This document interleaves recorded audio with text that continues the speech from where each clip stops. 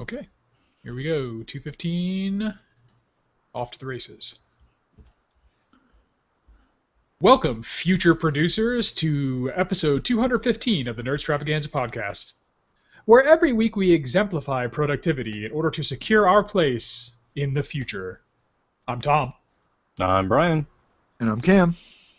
And this week we'll be revisiting the theme of a highly automated future wherein people have less to do, less toil, because machines have taken a lot of that load away from us, let's say. And this time, though, we're going to consider it from the perspective of the actual producers, the Starfleet officers, of our hopefully not too distant future. We kind of beat up what we figured the lazy people would be up to last time, and I admit that's probably easier because that seems to be the default human state. But this time we're going to be a little more aspirational, or inspirational, depending on how you want to look at it. So it should be a good episode. Before we get into it, though, I will remind you not to be lazy and to secure your place in the future by liking our well, I guess you can't really like it, by giving us maximum stars on iTunes and giving us awesome reviews. If you do not, we will not let you join us in our utopian future. And I don't want to speak for the whole group. I assume you guys are on board with that threat. For sure. Excellent. Anyway, with our plugs out of the way, let's kick things off in our usual futuristic Nerdstravaganza style with our look at the past, with the weekly geekly weekly update. And I'll go first, just to let everybody know. I got a dog this week. All right. Yeah, we rescued a puppy, and he's adorable. And I don't really know that that's geeky, except that I'm now trying to figure out how to get gadgets and other things that are dog related, and it turns out dogs are kind of organic and just require food and toys. So, short of maybe a GoPro or something that you can mount on the dog, I'm not sure how I can gadgetify him. Canine cosplay. Ooh, canine cosplay might work very nicely. Actually, You got to get him a saddle and like Star Wars figures on his back. Love it. There we go. That's his role. That's his new role. He has inspired an episode, though. I think we're going to do a fantasy pets episode next week. We kind of discussed, so For sure. direct tie into the show.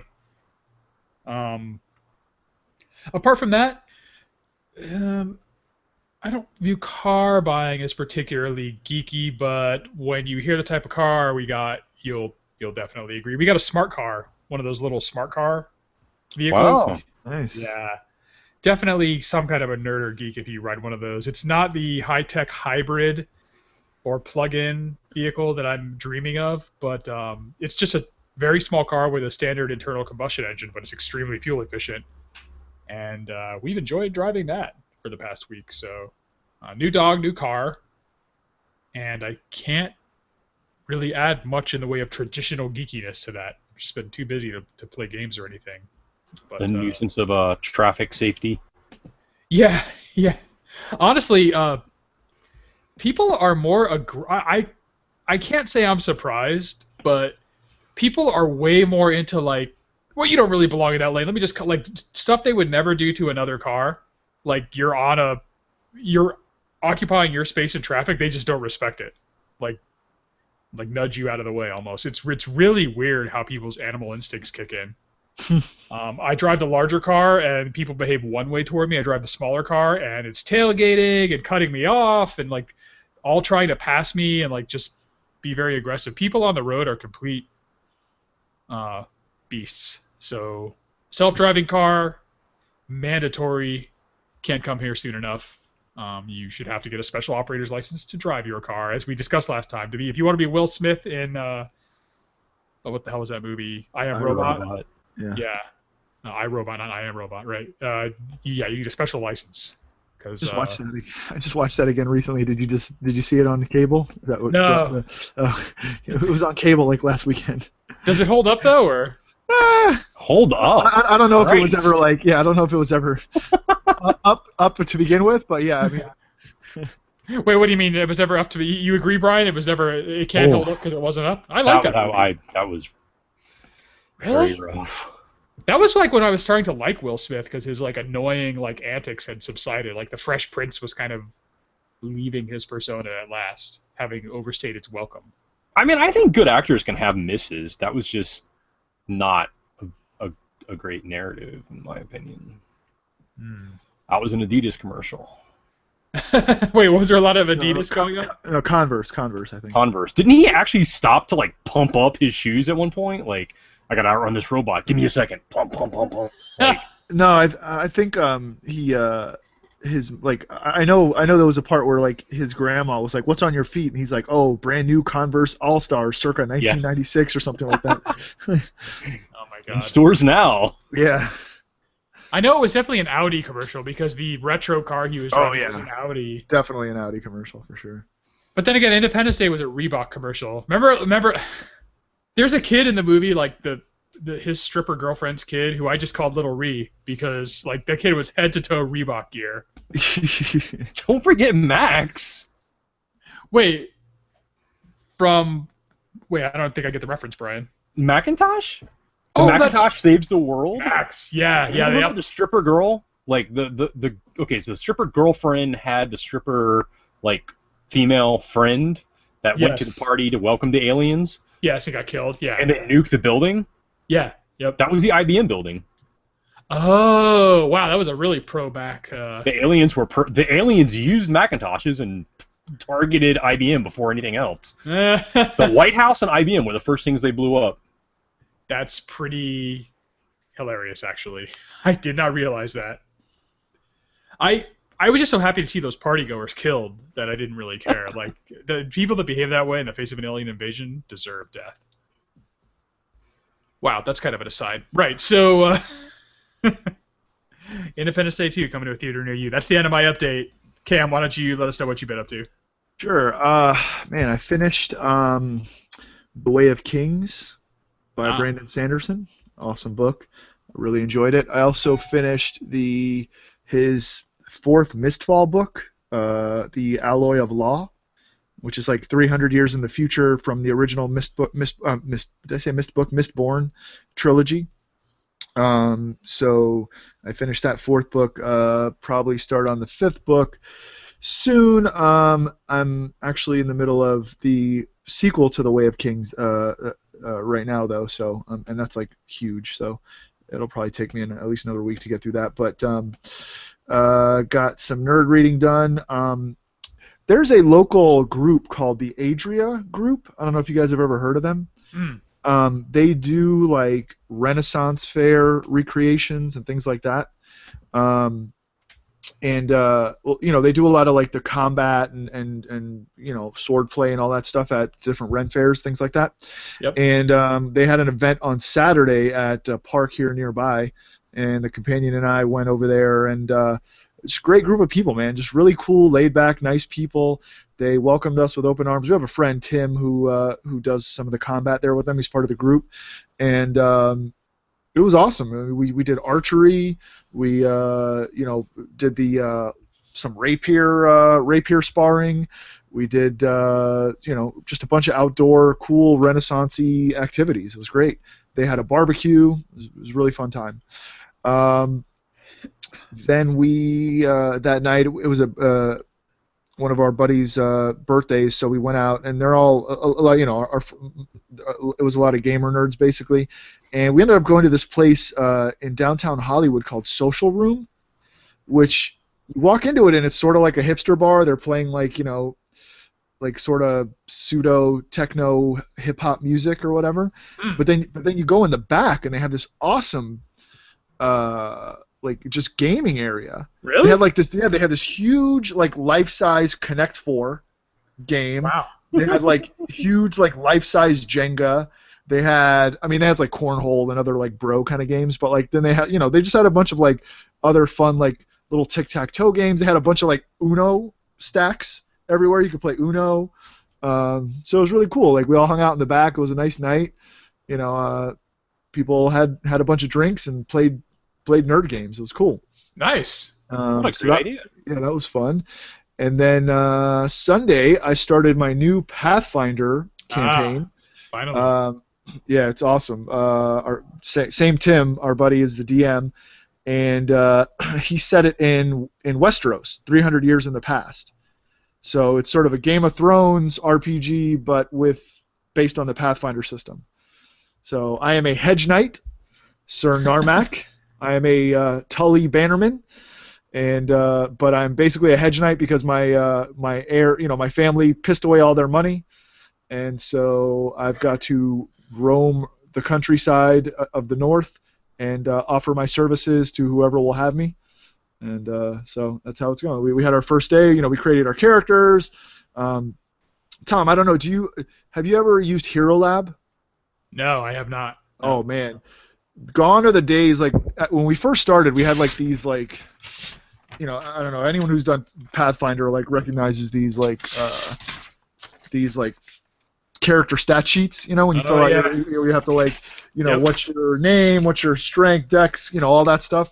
This Hero Lab software is amazing. You just put it all in, and then that's it. You start the campaign, and whatever happens, you just put into the computer, and it updates everything for you. So it'll tell you okay, you're equipped with this, and you're fighting this monster or whatever, and so you have +5 dexterity, or you have +5 whatever it is. It just does all the calculations for you, and then all you basically have to do is roll the dice, and it for me, it wasn't so much that I don't mind doing the calculations, but the real value is it just constantly updates.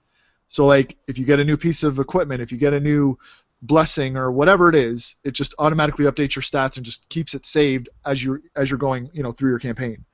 So when we meet in a week or 2 weeks, we don't have to go back and be oh, what was my strength again? What was my it's got it all set up for you on the program. That's awesome, man. That's cool.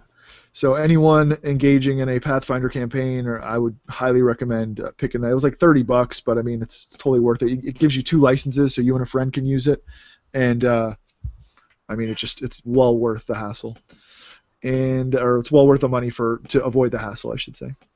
And that was it. That was my week. Sweet, man. That sounds pretty cool. And for those of you who are audio listeners as opposed to video listeners who were wondering what all that wrestling was, Cam was showing us the now anachronistic character sheet of old, which will never be used again thanks to this software. I hope so. Not by me anyway, for sure. Yeah, we're tree free. We're cyber gamers, so yeah, yes. We're good. Brian, man, what about you? What have you been up to? A lot of video game excitement this week. The last DLC for Witcher 3, I think it's called Wine and Blood and Wine, something like that. That came out. Really liked that game. Witcher 3 was really good game. Role playing, good combat, huge world. It's Skyrim-esque with great characters. I can't wait to delve into that. Probably my absolutely favorite game of all time has gotten a PlayStation 4 reboot. Odin Sphere. Oh yes. I'm excited about that. Yeah, I am getting that tomorrow. I think it came out yesterday, so it's shipped and it will be here. I of course got the storybook edition with a T-shirt, a poster, art book, metal slipcase, the whole deal. Of course. And I used Amazon Prime. I don't know. I don't know if people know all the benefits of Amazon Prime. If you pre-order any video game, or if you get any video game in the first, I think, 14 days of its release, Amazon Prime users get 20% off every single video game. Yes, that is a badass benefit. Yes. I did not know that, and I went to order it, and but my total was so much less, and I was like, oh, I wonder what went wrong, and nope, you just get 20% off. So, God, Prime definitely going to pay for itself this way. Awesome, man. Nice. I'm glad you're into Prime. I'm glad you're into Odin Sphere still. I need to pick that up. And I cannot believe how beautiful it must be on a PlayStation 4. was That game beautiful. looked amazing on what was it, PlayStation 2, wasn't it? Yep. Toward the end of its life cycle, if I recall. Yep. Wow. Yeah, it's going to be fantastic looking. And I mentioned before the shelf that I am working on. I finished the shelf and was getting ready to install it. I was actually letting the color, the shellac varnish, whatever, dry on it. And I just had this crazy idea, since it's kind of like a hutch that goes over things. I looked online. Do you guys have any idea how cheap LED lighting is? Oh, it's super cheap. Dirt cheap. Yeah. I got, I think, 15 foot of LEDs for like $6. Yeah. Wow. So I just lined the shelf with LEDs, and now I have like this amazing keyboard cubicle. It's great. I love it, and I cannot believe how easy it was and how cheap it was. I may never buy another lamp again. And if anybody needs like 13 feet of LEDs, like $5. I got to swing by and check that out, man. Nice. Anything else? That's it. If you guys will permit me, I have an addendum to mine, and you reminded me of it with Amazon, Brian. So if you'll just humor me for a second, every once in a while something happens, or like as your body breaks down as you get older, like memories come flooding back that you'd forgotten from years ago. I guess something like short-circuited in my brain, and I suddenly remembered my original Amazon.com password, which when I recreated my account quite a few years back now, I couldn't remember it, so I just made a new one with my Hotmail account. Well, something just clicked, and I'm like, hey, I remember my old Amazon account. As, like I said, brain cells are dying, and I'm probably on my way out. And I don't know what else accounts for this from the blue. So I go to Amazon.com, and I put in my old AOL email, and it logs in, and it says last purchase, was like $19.99. And my first purchase was in December 1998, where I bought a book by Michio Kaku, the scientist and science writer, called like Hyperspace, where he talks about how we're going to advance to a higher tier civilization and so on. Because we were entering a new millennium, so those books were all the rage. And so my only two purchases on that account were December of 1998, that book, that kind of futurist book by an award-winning physicist, and a physics book for college, which was just like a bunch of exercises to run through.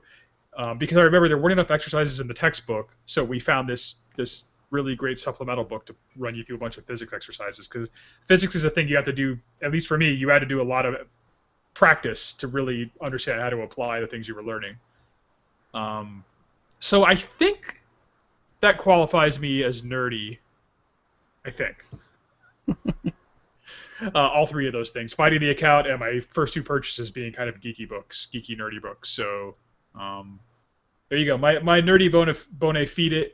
Wow, I can't speak. My nerdy bona fides are intact. Let the world know.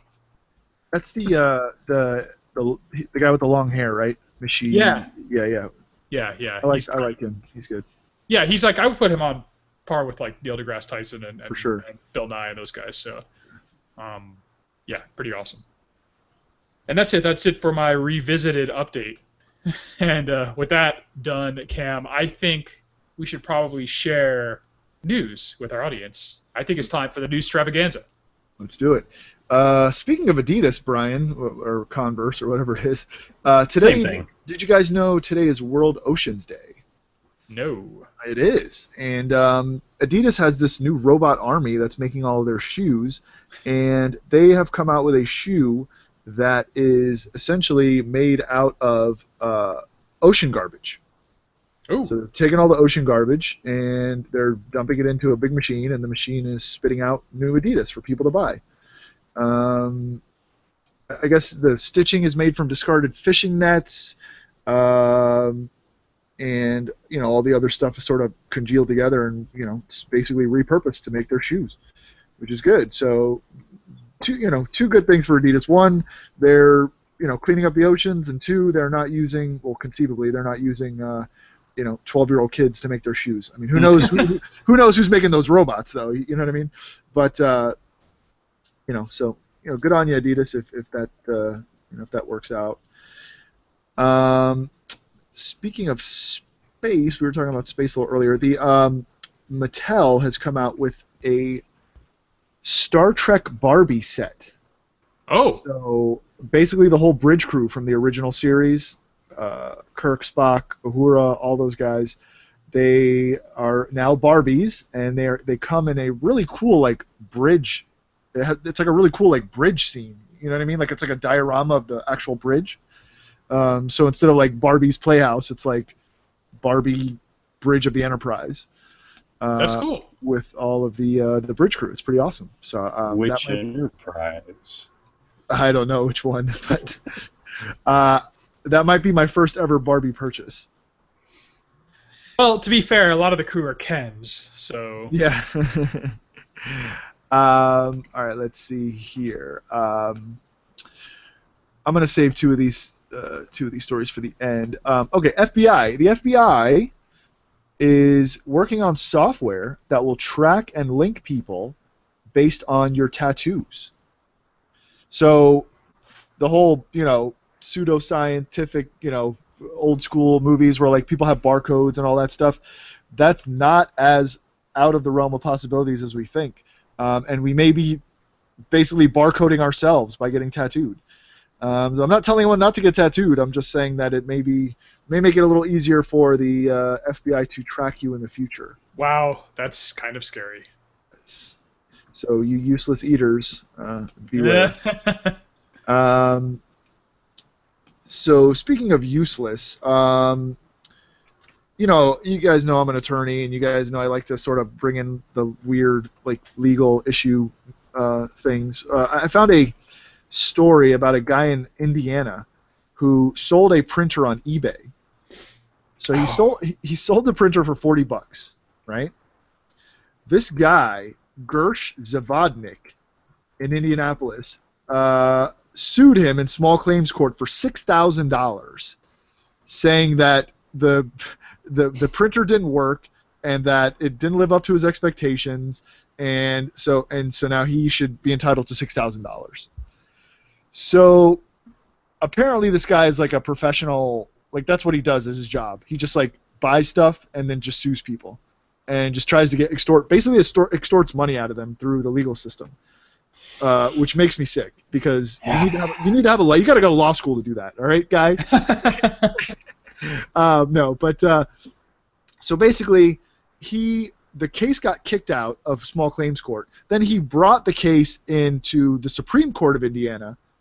And basically bumped it up then to a $600,000 case, and was suing him, sending him letters saying, you owe me $600,000 for my emotional distress and the trauma and all this stuff that you gave me because of this $40 printer that you sold me.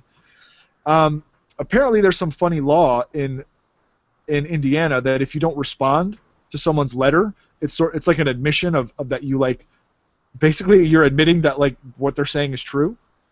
So this guy got stuck because in court a judge said, well, you didn't respond, you didn't tell him that you didn't owe him the money, so we're going to hit you with you basically you're guilty, or you're liable, and awarded this guy Zavodnik $30,000 for a $40 printer.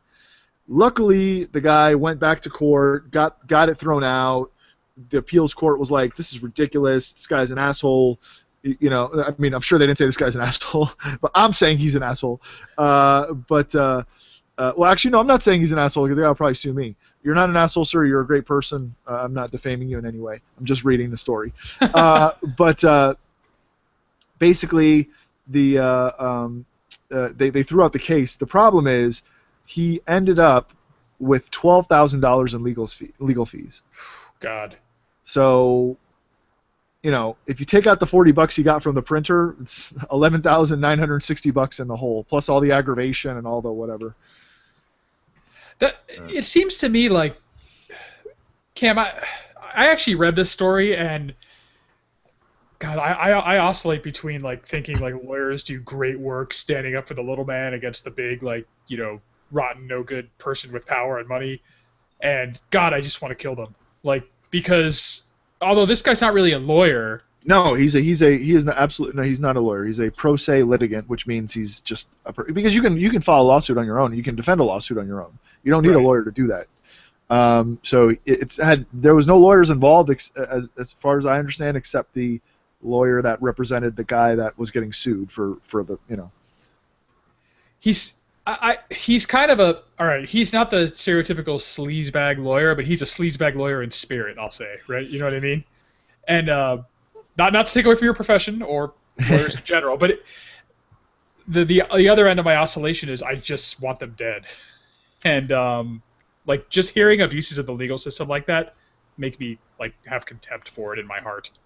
I mean, I get it. Like, okay, so if the printer didn't work, fine. Get your money back. Maybe a little extra to if something happened that caused you to lose business or something. I don't know. That's fine. I'm not telling that. I'm not saying that this guy's lawsuit was completely, it had no basis. Maybe it did have basis. Maybe the printer didn't work, and maybe he was entitled to some money. But like, come on, man, $600,000, even the $6,000 originally doesn't make sense. And then $600,000, and then $30,000, like. No, they were saying in the article that he's a habitual abuser of the system, and I just think like, let me ask you this: like, at a certain point, can this get before a certain judge who just says, you know what? Not only are you not awarded anything, you're going to pay for this guy's court costs? Is that something that could be done? I mean, in Florida, yeah, but I don't know Indiana law. You know what I mean?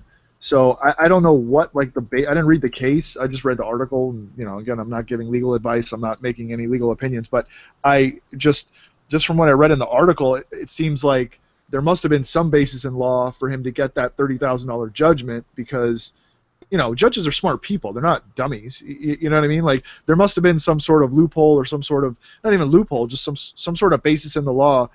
Because this guy ignored it, or the defendant, ignored the case, or I don't know, maybe it was a default. I don't know what it was, but there must have been some reason that the guy ended up with a $30,000 judgment. And then obviously the appeals court looked at it and said, well, no, we're reversing it, and this guy's not entitled to anything. The problem is that all takes money. This guy's out $12,000 now because he had to fight this lawsuit. What a sleaze, and what a system that allows for these kind of things. A really stern caning would discourage this kind of thing in the future. Yeah, that's what I just feel like if we allowed dueling or punching in the face, like a lot of this would just come to a screeching halt. Like trial by combat. Yeah, yeah, or duels. Yeah. No, trial by yeah. I guess that's duels. Whoever wins is the winner. Yeah. Basically. Look, again, this guy. I'm not saying that this guy shouldn't be able to bring a lawsuit. He totally should be able to bring a lawsuut. And that's what I'm saying. I would never stop anyone from wanting to bring a lawsuit. It's just to me, like you said. I'm sure you wouldn't. Yeah, it's just to me like you said, Tom. You don't want to see someone abuse the system because then that just increases the costs and the taxes and the headaches and just all the bad stuff that comes with it for everyone else, and it also it just leaves everyone with a bad taste in their mouth for the legal system, and it shouldn't be that way. It colors public perception, but even me, and I get these during my oscillations, I realize that's really the only place you can get things set right in certain circumstances. Like you have to go before the courts to get things settled, and you want to hope most of the time they come down on the side of right, Yeah. And then this kind of stuff happens, ugh. Yeah. Anyway. Yeah. So, yeah. Again, we're not defaming you in any way, Mr. Dubrovnik. We're just reading out of this article that's public domain. So, don't come sue us or Mr. Zavodnik, whatever your name is. We're not. We are not. We have no ill will towards you whatsoever, sir. And that's that. Wait, I'm not allowed to say I have ill will towards him, or he can sue me. You can. Anyone can sue anyone. So all you need is 400. Anyway. Yeah, anyone can. Yeah, all you need is 400 bucks in a heartbeat to sue somebody, basically. Wow. Please don't sue So- me. I think you're the best. Yeah, exactly. We here at the Nerd Extravaganza love you, sir, and wish you all the best in your future endeavors. And, last but not least, and sort of segueing into our topic, did you guys know that there are still people that actually believe that the Earth is flat? No. Yes, Like- there is a significant amount of people that believe What? that the Earth is flat. Yeah, they're called like flat earthers or flat Earth truthers. I thought that was a joke, like the flying spaghetti monster or something. Flat Earth No. Society is a joke, but I think that's separate. Like that Yeah. was funny tongue in cheek. Yeah, there Wow. are people. Wow. But actually, Neil deGrasse Tyson, who you just referenced earlier, I guess was just in a Twitter dust-up with this hip-hop guy named B.O.B., who basically told him, like, yeah, the Earth's flat, idiot. And Neil deGrasse Tyson was like, idiot, you're the idiot, you know? What are you talking about? There's like, you know how like ancients like realize other than like things like the horizon, like one of the big nails in that coffin, I think it was the Greeks or the Egyptians or somebody, like they just observed the shadow of the Earth on the moon. They're like, yeah, we're done. I mean, like that's the end. Yeah. The fact that it's curved, and then I suppose you could say that it was just a saucer that's kind of floating next to another saucer, but then account for the horizon. What's wrong with these people? I don't know, man. I don't know. But these people, they believe it. But like, so how are we sending rockets up and having them like orbit the Earth? Like, how is that happening? Or are we? I don't know. Yeah. You know what's funny too is that like just another reason why like I brought the story up was because I was that night that we were at that like nerdy like gaming bar or whatever. We just met this random group of people that were there and we were talking, and then like conversation sort of slowed up a little bit and they just started talking amongst themselves, and I heard them say, and that guy believes the Earth is flat, and I was like, what? And they were like, yeah. We know this guy, and he's in this like club, and in this group, and they basically believe that the Earth is flat. I'm like, no, it's got to be a joke, right? It just can't be. And she's like, no, like they legitimately believe that the Earth is flat, and they have like a whole group that does it. And I was like, I just sort of discounted it, sort of like Brian, what you're saying, like Flat Earth Society, like sort of like a tongue-in-cheek joke that people play on you or whatever, like trolling you basically. But then I saw this article today, and I was like, holy crap, there's a whole society of people, a whole group of people that believe that. And those will be our useless eaters of the future. Well, the thing is, yeah. Okay, great segue. So, is holding on to really stupid ideas, but never like it?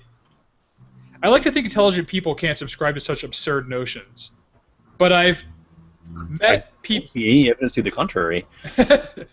I've met people who are intelligent and can hold a conversation and can make arguments who hold onto absurd beliefs and viewpoints, and what I think is they can't not know, they know better, they know they're wrong, but they don't want to admit it. Like they've subscribed to this belief system, like the Earth is flat, for example, and they can't let go. It's part of their identity. So they'll argue and they'll tap dance and they'll battle with you so as to not to have, so they don't have to admit that they're wrong. But they have to know, the people in that group, other than like the few dupes who were brought in, who are just stupid, have to know that the Earth is not flat. I'm really surprised sometimes at just the holes in people. Like, people, I don't want to call it brainwashing or anything like that, but like formative years, you can just believe any weird shit. And once you believe it, once it's like part of your core, like it just makes sense to you no matter what.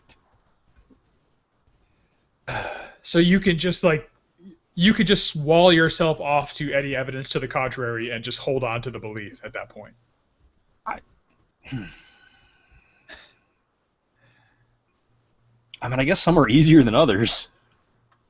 Yeah, flat Earth's pretty difficult. We won't get into some of the others because those get controversial. But I mean, it's perceivable from heights, like the curvature of the Earth, like whatever.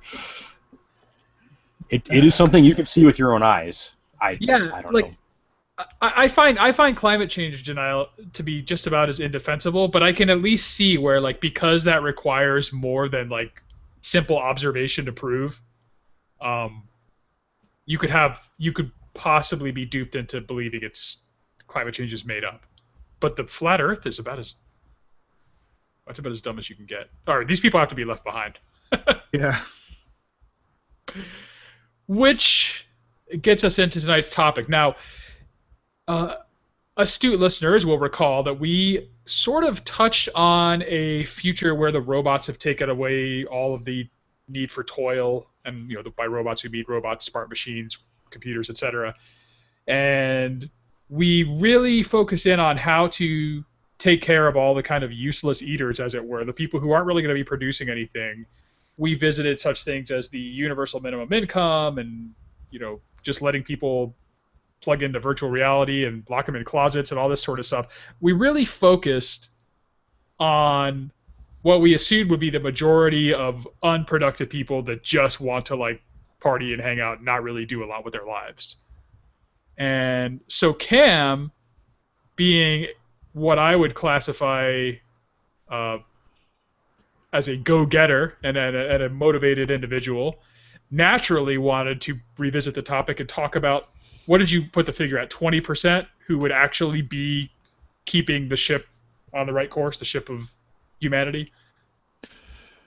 Yeah, well, I mean, yeah, I guess 20% probably sounds about right.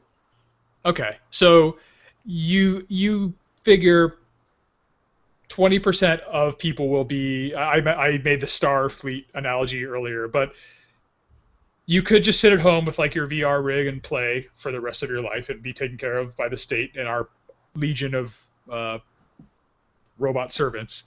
Right. Or you could get out there and push the edge of things. And so we're assuming, like when I imagine that 20%, I imagine intellectuals, business people, scientists, musicians, artists of all sorts, like people that would just produce for the sake of production, right, and would do so even more if they didn't have to do it to put food on the table, and probably in better ways.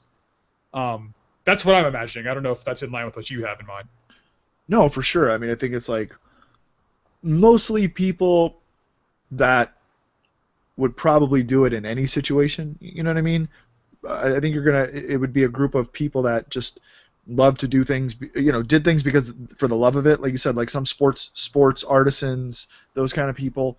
And then I think you'll have a group of people that they just don't want to accept, I guess, and I don't want to say mediocrity, they just don't want to accept the baseline. You know what I mean? They have whatever it is inside them that drives them to be, make themselves, put themselves at a higher level or whatever. I'm not saying that means that they're better than anyone, or, I'm just saying that for whatever reason they have that drive or that fire inside of them that they want to do something.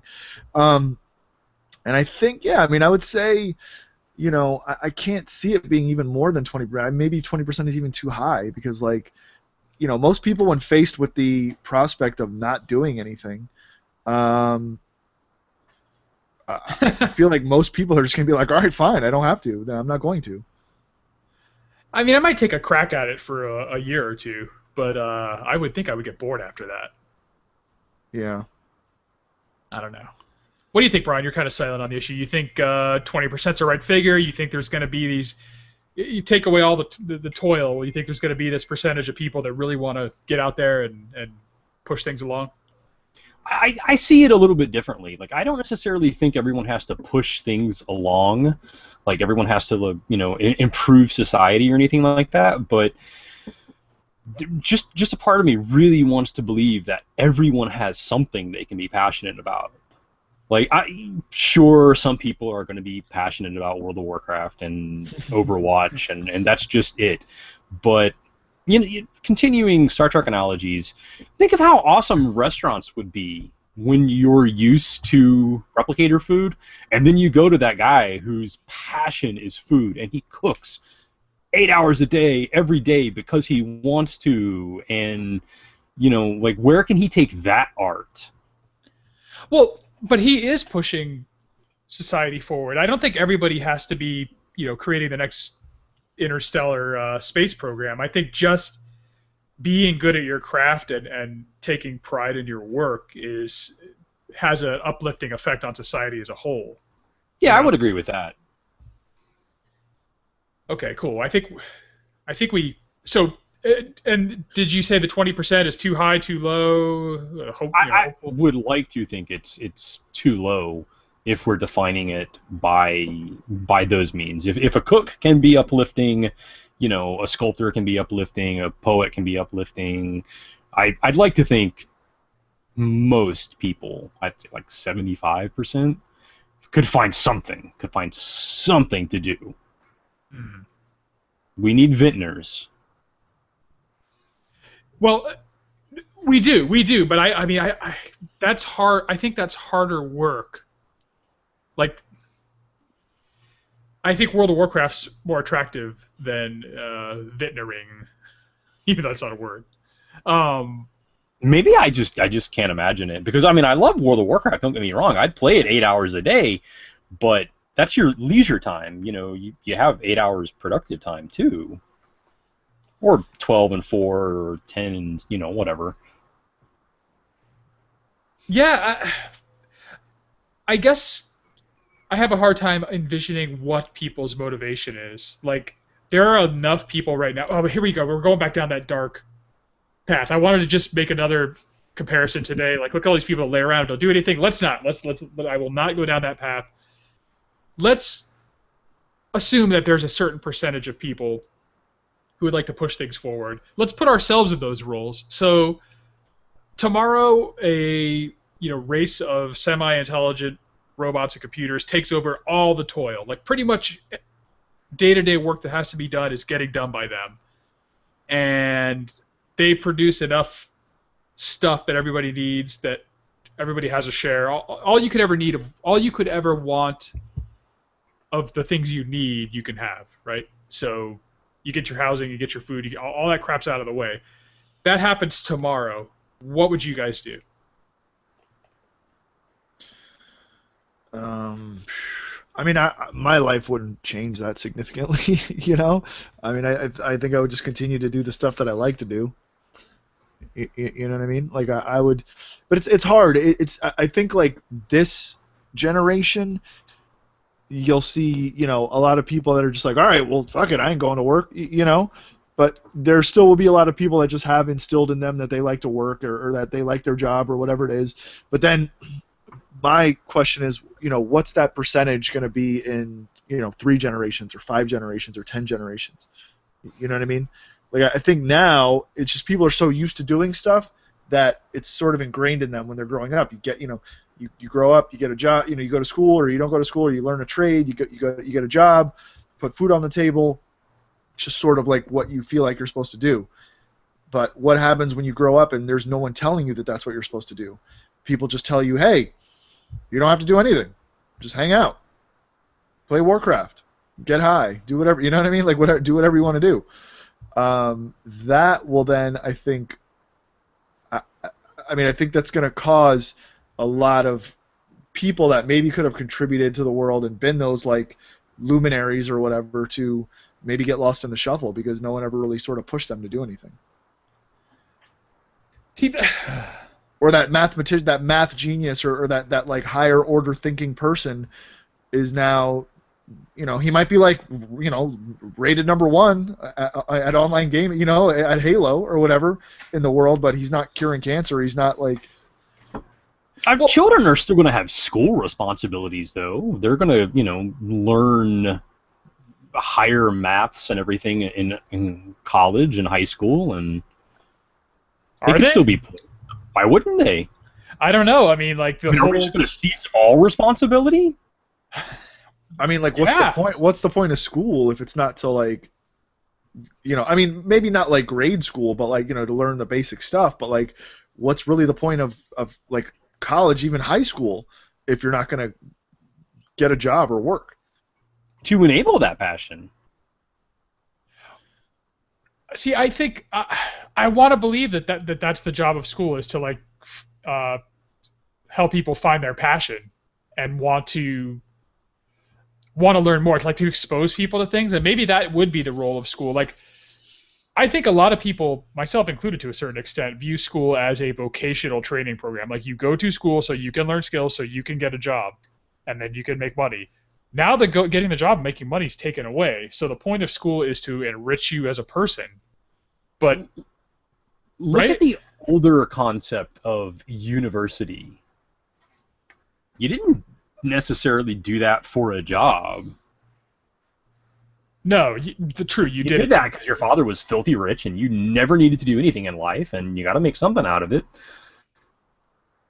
I mean, Right, they but didn't yeah, have Warcraft, but they had whores. I mean, yeah. they didn't No, need to do right, but anything. that was like a very like small knit. You know what I mean? Like the university was like only open to like the very rich, and they went there because that's just they had nothing else to do with their money. And I mean maybe they did have interest in the arts and stuff, but you did that to be like a more cultured person so that you could go back into society and marry up or like take care of your father's estates or whatever it was. How's it different except for the money? Now anybody can do that. Now everybody can do that. Yeah. I mean, yeah. I mean, you can learn. You can go and learn. But I mean, I feel like Joe Public will be like, or Jane Public will be like, well, what do I need to go spend my time in sitting watching that? I mean, some people will want to go and learn, but like, I think most of them will be like, well, what the hell am I wasting my time sitting here reading about, Animal Farm or whatever? Like, I don't care about this. Like, I want to go play Halo or I want to go, whatever, play WoW. Yeah. I don't know about most, but a lot of people will, for sure. Hmm. What about you guys? What passion would you pursue, if any? Uh, I mean, I definitely would be in the same realm I am now. I mean, I would love to be involved in, gaming and board games and, not just playing, but in, development and testing and that kind of stuff and, acting maybe, something like that, like performance, something like that. That would be cool.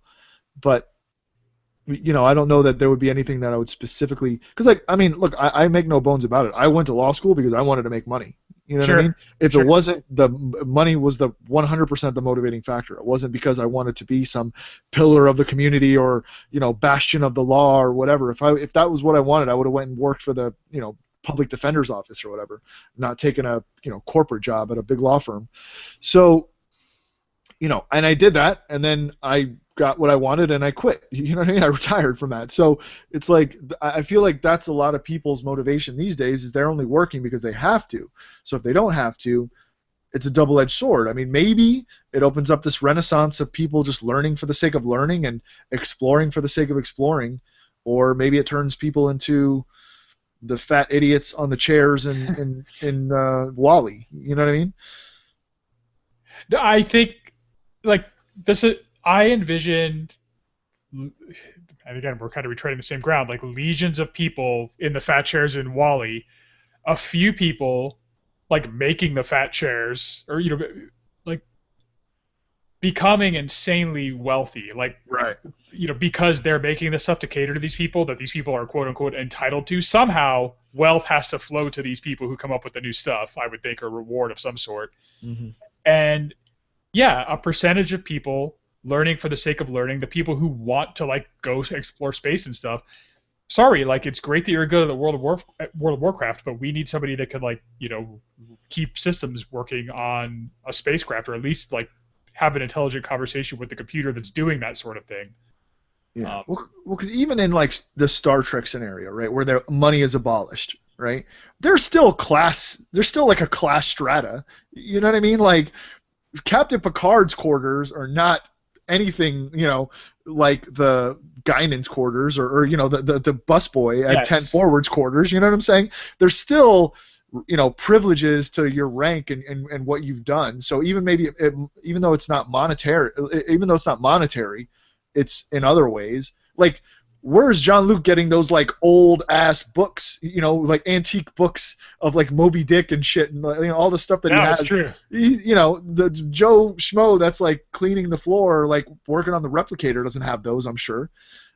So like even though there's no money, he's got healthcare and food though. Yeah, that's true. That's true, but he's not getting much else. You know what I mean? So it's like somebody's still going to be reaping the benefits of the class system. Well, yeah, I mean, and Starfleet is regimented and hierarchical. I can never pronounce that word correctly, and has I would assume as a meritocracy, like you get to be a captain because you like bust your butt at the academy and then take tough assignments and distinguish yourself. I would say the replicator cleaner probably is still a cut above the 99% of people you never see. Now I'm bumping it up to 99%. You never see just like the random like just riffraff of Earth, who are up to nothing in particular. Yeah. Well, a lot of time they'll show like the schools and like the kids, and it's like, oh, I want to spend my life playing the flute. Like, all right, like play the flute, but like, don't come to me and tell me you want a bigger house. You know what I mean? Like, what's your flute doing for society? Except, playing a little music. Okay, great, but I hope that's something. I hope that's something that they address in the next Star Trek. Like, I'm an accomplished musician. That's fantastic, but I want to be a starship captain. Okay, well, that requires other skills that you have to learn. You can continue to be a musician, but you have to learn these other skills in addition. Yeah. Well, I mean, certainly you have to go to Starfleet Academy. Obviously, I mean, you have to go through that, but I mean. I hate to know this much about Star Trek. Riker was an actor. He was. Was he? He was a playwright. Yeah.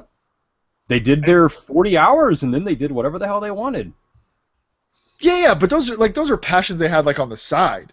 I'm talking about like if I just want to be a flutist or a flautist, whatever you want to call them. You know what I mean? Like. I totally agree. There's a bare minimum. But, yeah, you know what I'm saying? Riker went to Starfleet Academy. He served on all these other whatever ships. He risked his life daily with John Luke on their missions. You know what I mean? So fine, he can do whatever he wants in his free time. That's he's earned it. But like, Joe Schmo back on Earth. That's just like, hanging out playing the flute on a countryside. That's on Earth. That's being protected by the guys out there in Starfleet. Well. Okay, we mentioned this last time, and yes, let's consider the Starfleet guys. Let's consider the upper crust. I think something that we arrived at last time, either in our last episode on this topic or in private conversation, was that like and I think this is something we wanted to touch on, the 20%, the 10%, the 5%, whatever percent of people who are actually like doing the work of humanity would not only would they not mind the 99% of free riders and layabouts and do-nothings, they wouldn't even notice them. They would be beneath notice. You know what I mean? Like, do you think that I agree with Cam like 100%. There's definitely going to be strata. Yeah. I mean, I don't think. Look, Picard was a brilliant captain, and he was, a humanist and all this kind of stuff. He probably didn't know the nozzle cleaner's name. Right. He had people for that. Like, you think he ever run into that guy?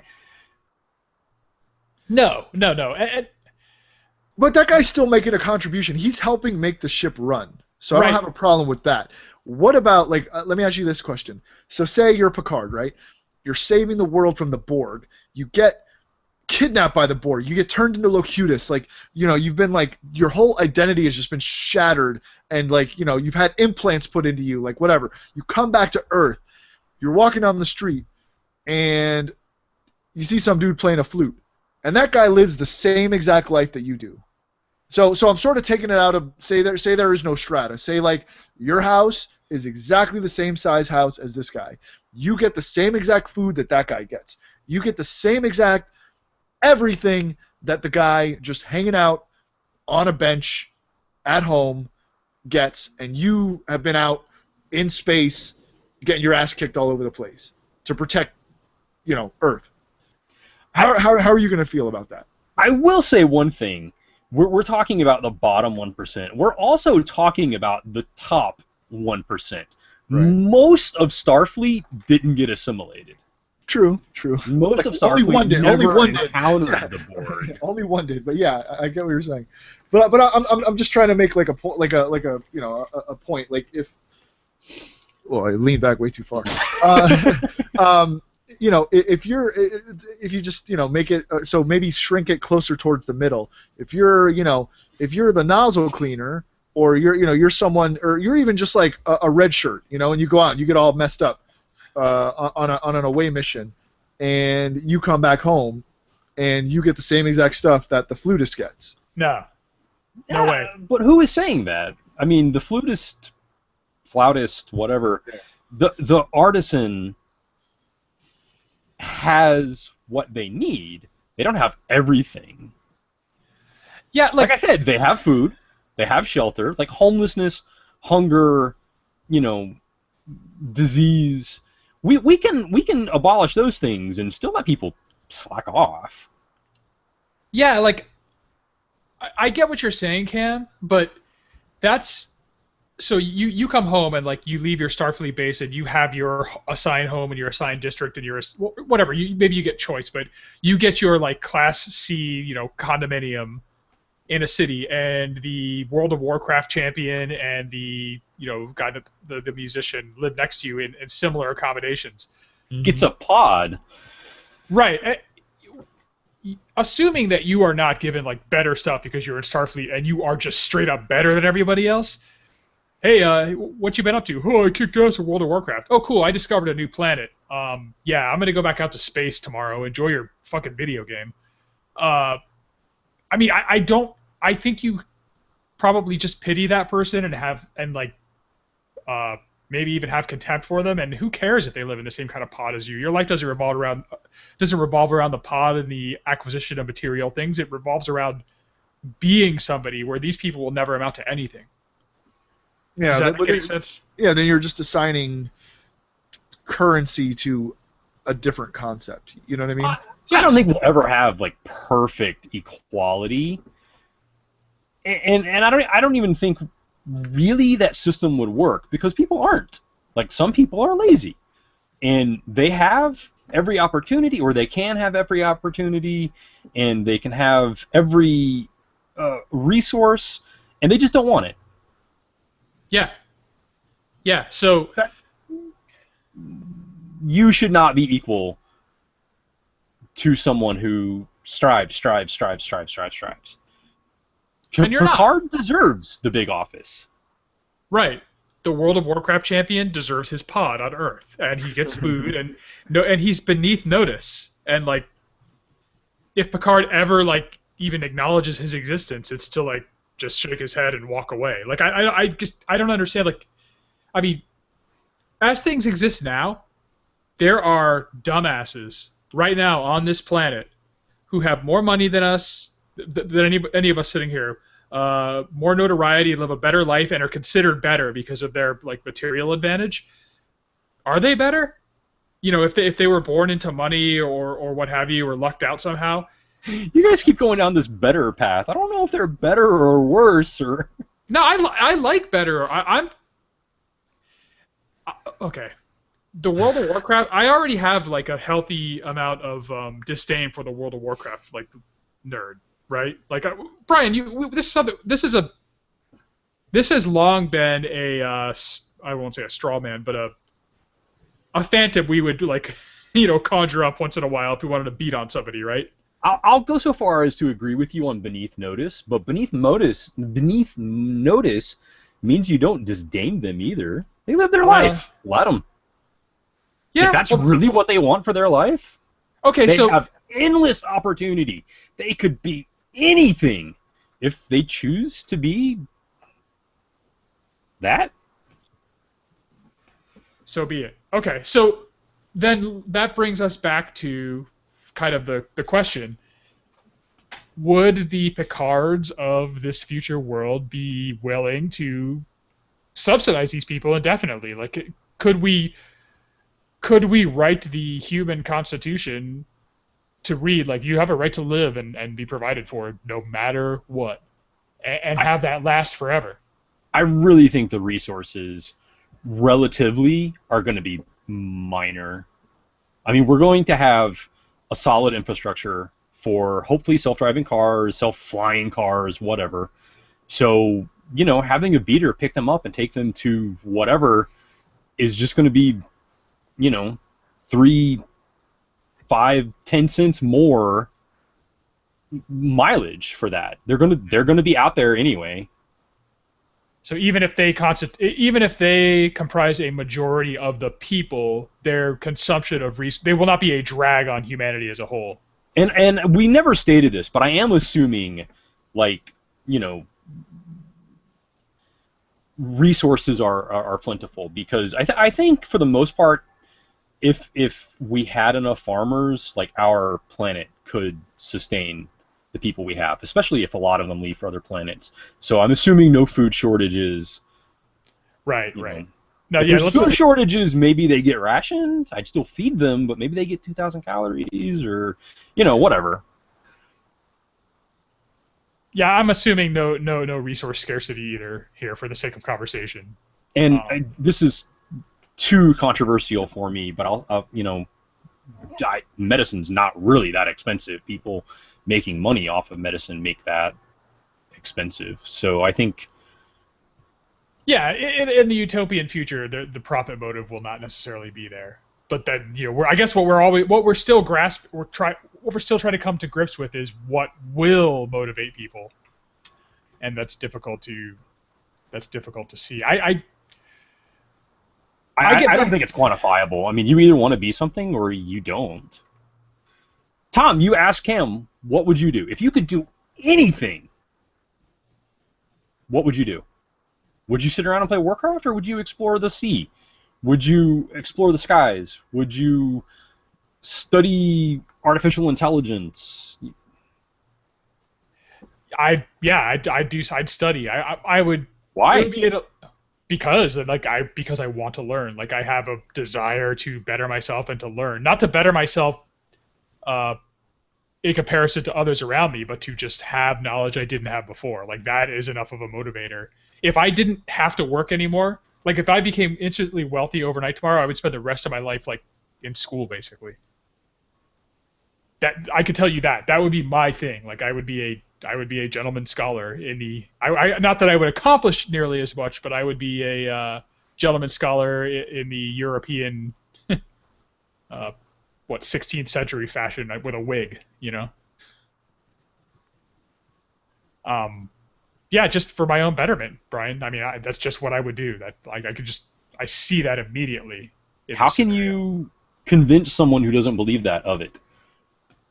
What, that I would do that?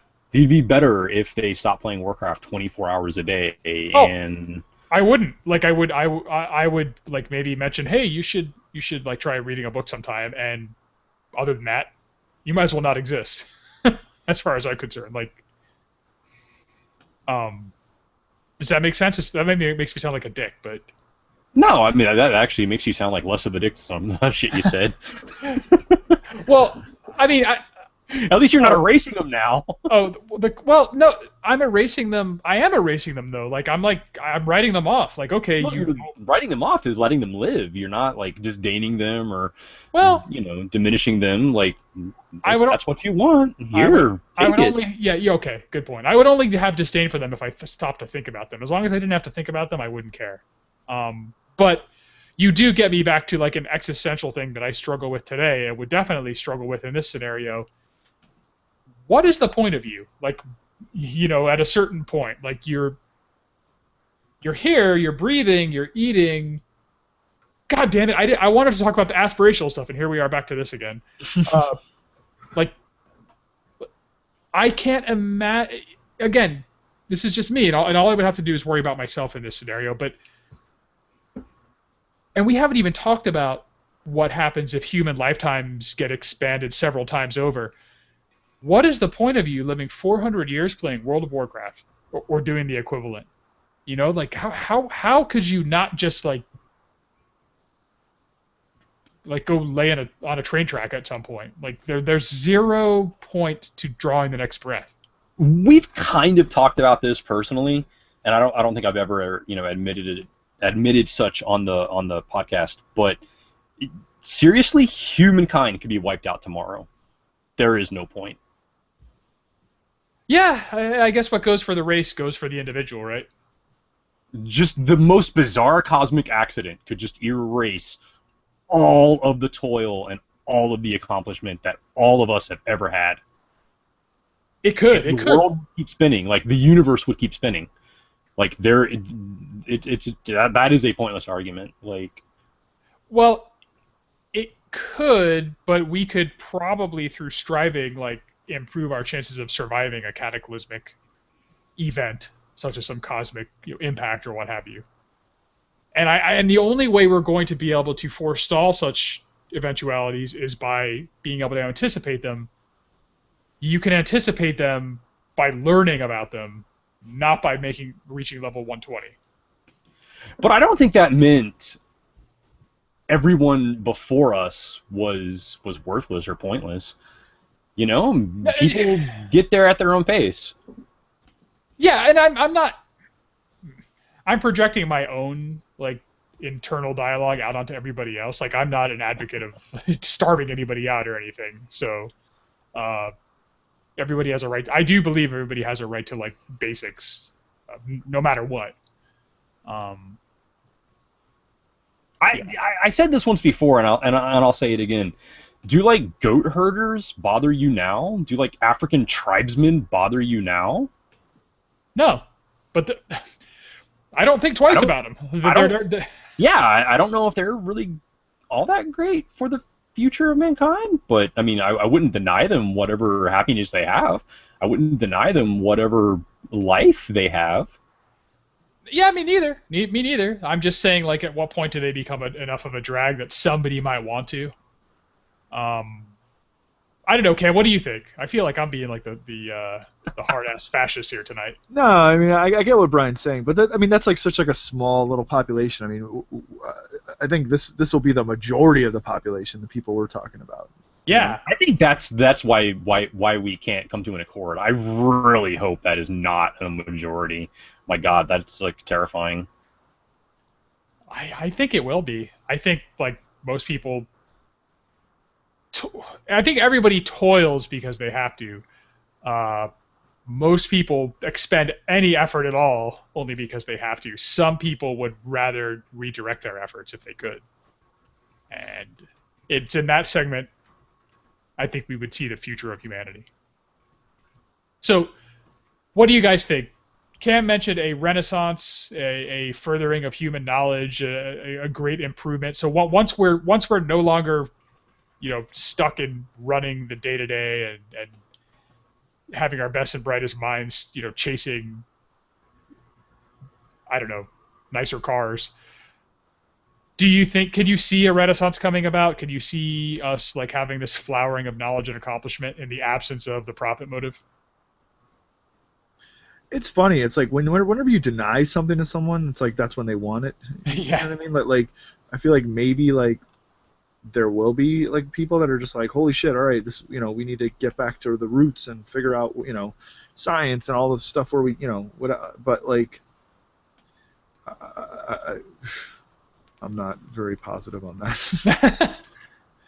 I'm not sure what would motivate people to want material things like, check out this badass sports car I have. Oh, cool! I'm gonna go replicate myself one. Now I have one too. Oh shit! But immediately amassing material things becomes like pointless. You were into cars in high school, Tom. Would the guys you hung around with in college and high school replicate a car, or would they build their own from scratch? Would they find like some beater and restore it? See, here again, the 80%er would replicate it. The 20%er would build it. Yes. Maybe 50-50, but I think most people would just take the easy path, man. I don't know. I'm not too sure. So, no renaissance, yes renaissance. Bottom line. That's what I think people now would take the easy. I think as far as like Renaissance, maybe in 2-3 generations, because it sounds harsh, but natural selection, people who did nothing now would kind of die out. Or they'd have a bunch of kids and multiply. Oh, let's not even get into that. Jesus. I think you would have a separation. It would go both ways. People who are unfettered to accomplish would accomplish more than we've ever imagined. And some people absolutely would do nothing at all with their lives. Like, no accomplishments whatsoever.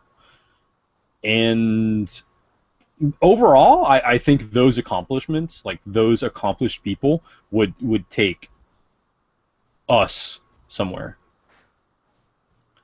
What? Okay.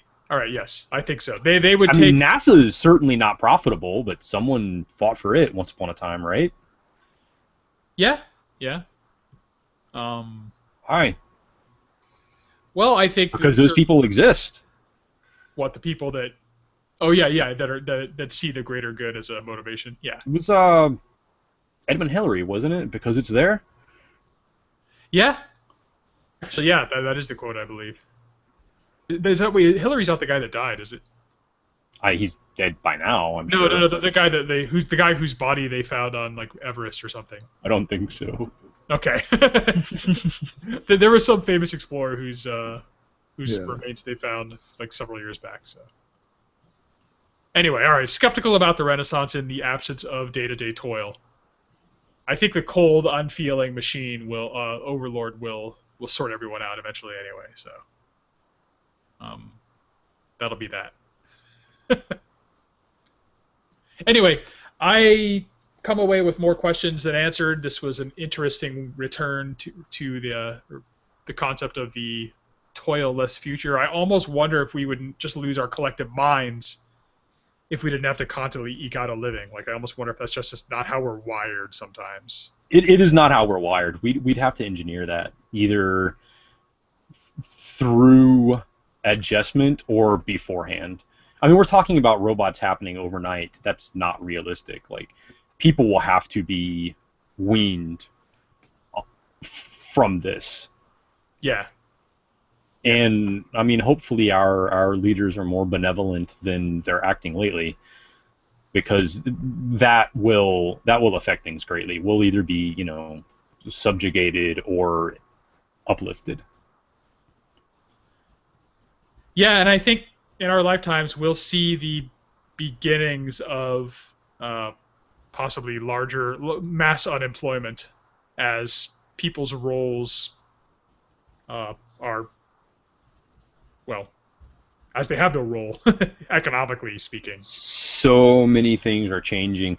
And this may be a little bit bitter of me, but so many jobs that are created these days are, like, meaningless. Like, there's social media experts are called, like, what are they called now? Trendsetters. Like, trendsetter is a job. Yeah. Well, that's like artificial. That adds nothing. That will go away.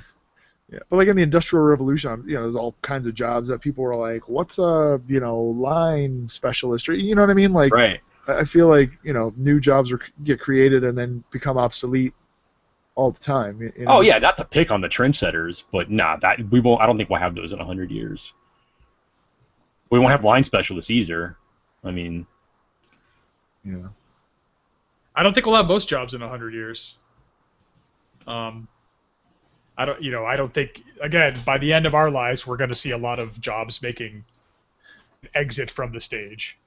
And I'm not sure what we're going to do with the excess humanity. We may begin to wrestle with this in our lifetimes. Future generations are going to have a much harder time with it.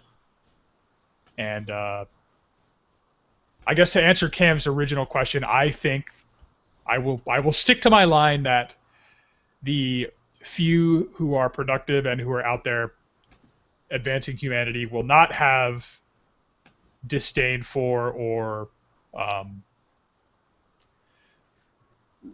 and will not resent the majority of people who aren't really contributing anything because they will not even think about them for half a second. They will be too busy doing great things to worry about the people who are doing nothing. I don't think the needed resources for them will deny anyone who wants it anything.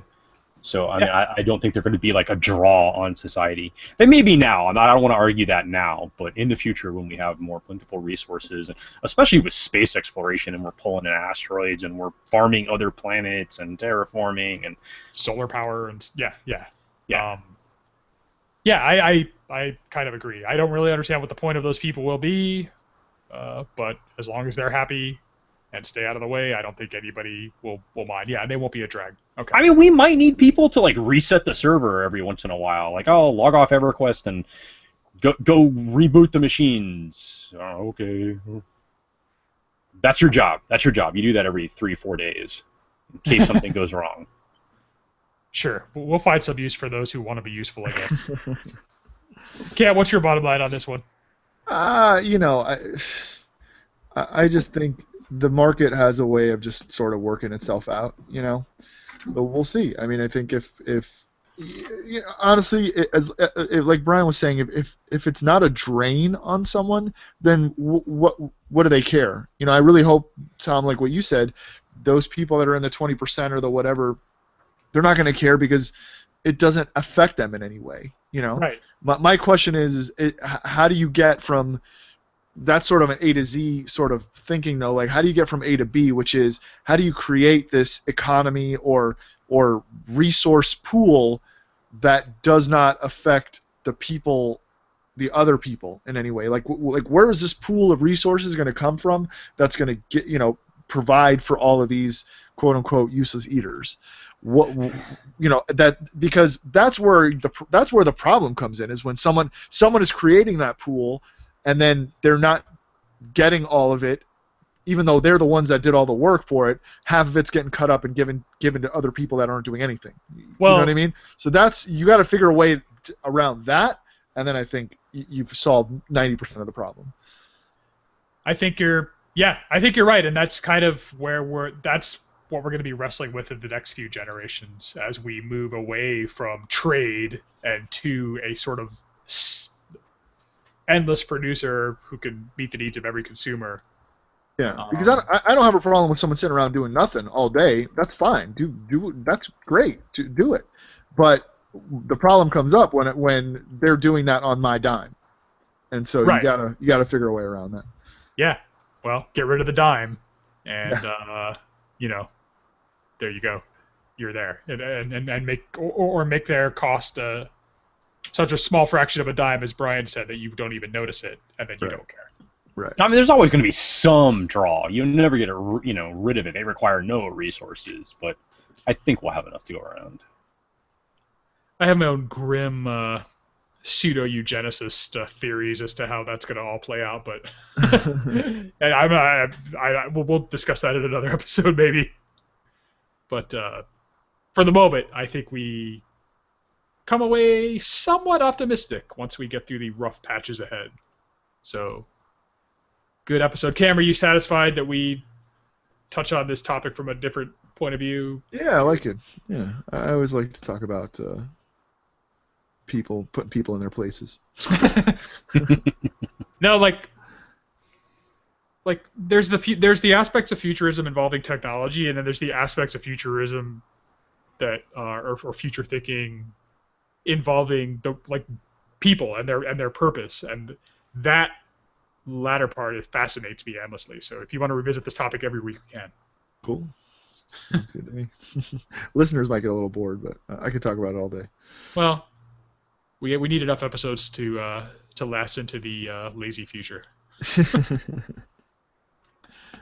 Anyway, I think we're ready to wrap this one up with that all out of the way. And I will begin the rapping. No, I can't rap. I was going to do a little rap spoof, but I will just wrap up the episode. Yes, not going to happen. Nice. Anyway, to commence rapping, I will first remind our listeners they can check us out weekly on iTunes, Stitcher, and the ever so awesome Google Play Music if you're on an Android device. while you're not doing anything else, like us on Facebook, join us on Twitter and Instagram, add us to your Google Circle, and join the Nerd Extravaganza HQ group on Facebook. Put down those cheesy poofs and head on over to nerdstravaganza.com. Check out our website and all the bells and whistles we've incorporated into it. Head on over to YouTube and check out all of our video content, including this video and all of our other game reviews and movie reviews, etc. And jump out of your gaming chair and head on over to your jump on over your gaming chair and pull out your keyboard. Put down your remote control and pick up your keyboard. Send us an email at nerdstravaganza@gmail.com. And let us know what elitist assholes we are. Let me know specifically. All right, Brian, with all of that out of the way, take us into the future. Make it so. Nice. Sweet. By the way, Picard had total contempt for broccoli. Yeah, remember Broccoli? He was like, get this guy out of here. But he was worthless. He could not accomplish. So they did disdain him a little bit. Like, that's what I'm saying. Well, I mean, no one wanted him off the ship, but they didn't want to hang around with him. Broccoli made it into Starfleet, though, whereas most of these people aren't making it out of their World of Warcraft session. I'm just saying. Yeah. That's where the disdain comes in. Yeah. He did deal with holodeck addiction. I don't see how that's any different than Warcraft. It is identical. Oh, and he actually missed a lot of work during that. Yeah. Wow. Yeah, like Geordi was like catching him like in the holodeck with like Deanna Troi or whatever. That episode was like a decade before like MMORPGs became a thing, and it was like so cautionary. Yeah, that's pretty awesome. Anyway, good night, everybody.